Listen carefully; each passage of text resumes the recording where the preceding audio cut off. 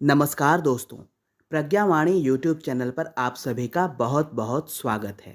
गोवर्धन पूजा कार्तिक मास के प्रतिपदा को मनाई जाती है। इसे अन्नकूट पर्व के रूप में भी मनाया जाता है। इस दिन गोवर्धन पर्वत, गोधन अर्थात गाय एवं भगवान कृष्ण की पूजा की जाती है। इंद्रदेव, वरुण देव एवं अग्निदेव के पूजा का भी विधान है। इसी दिन भगवान श्री कृष्ण ने इंद्र के अभिमान को नष्ट किया था। पौराणिक मान्यताओं के अनुसार द्वापर काल में जब भगवान श्री कृष्ण बाल्यावस्था में थे, तब उन्होंने एक दिन देखा कि सारे ब्रजवासी किसी पर्व विशेष की तैयारी में लगे थे और कई प्रकार के उत्तम पकवान बना रहे थे।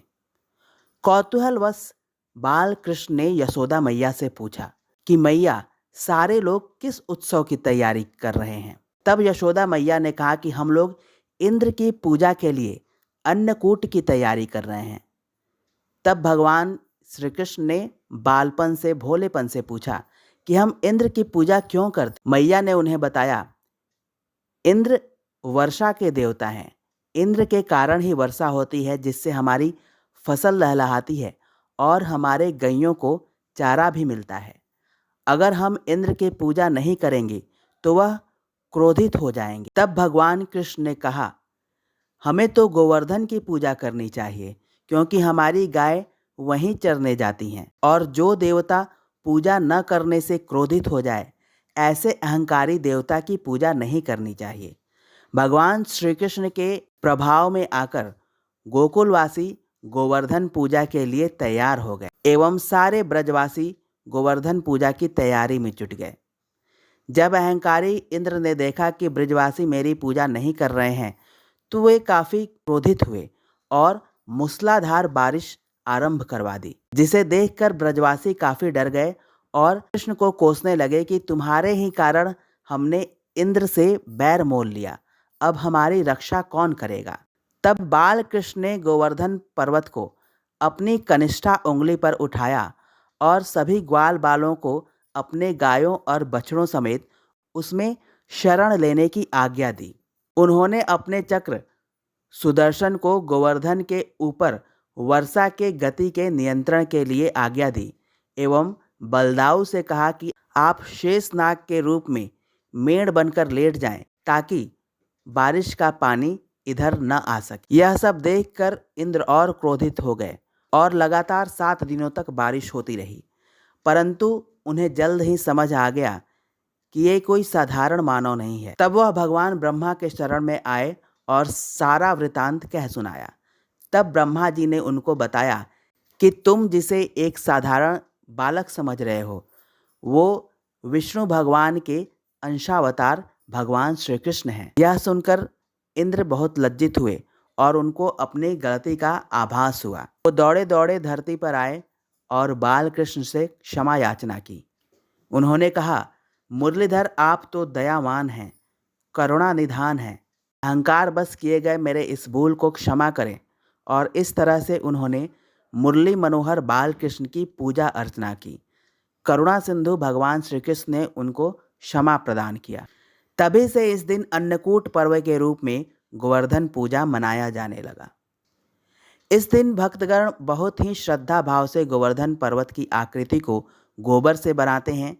इसमें गोवर्धन पर्वत लेटे हुए पुरुष की आकृति में बनाया जाता है एवं उनकी नाना प्रकार के फूल, पत्ती, धान की बाली इत्यादि से सजाया जाता है।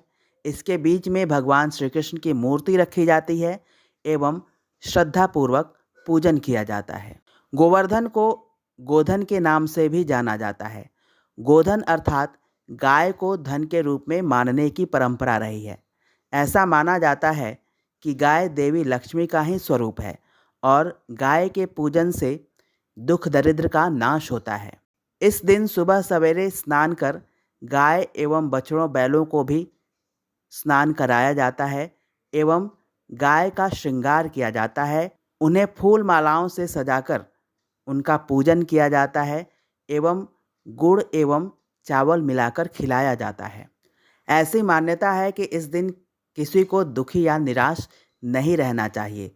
जो इस दिन दुखी या निराश रहता है, वह वर्ष भर दुखी और निराश ही रहता है। इस दिन बहुत ही प्रसन्नतापूर्वक, श्रद्धापूर्वक गोवर्धन का पूजन करना चाहिए। जो लोग भक्ति भाव से गोवर्धन पूजा करते हैं वो सदा आरोग्य रहते हैं एवं उनके घर कभी धन की कमी नहीं होती। गोवर्धन पूजा के दिन क्या संकल्प लें? आज के दिन हमें यह संकल्प लेना चाहिए कि हम गोवंश का संवर्धन करेंगे, विदेशी गायों एवं भैंसों की जगह देसी गायों का संवर्धन संरक्षण करेंगे।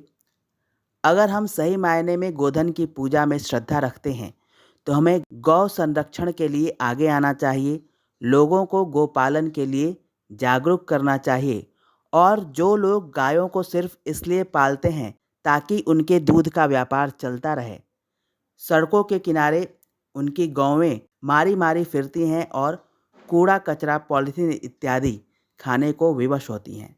ऐसे लोगों को समझा बुझाकर उन पर दबाव डालकर उनके लिए उचित आहार एवं आवास की व्यवस्था करवानी चाहिए। तभी सही मायनों में गोवर्धन पूजा का हमें लाभ मिलेगा।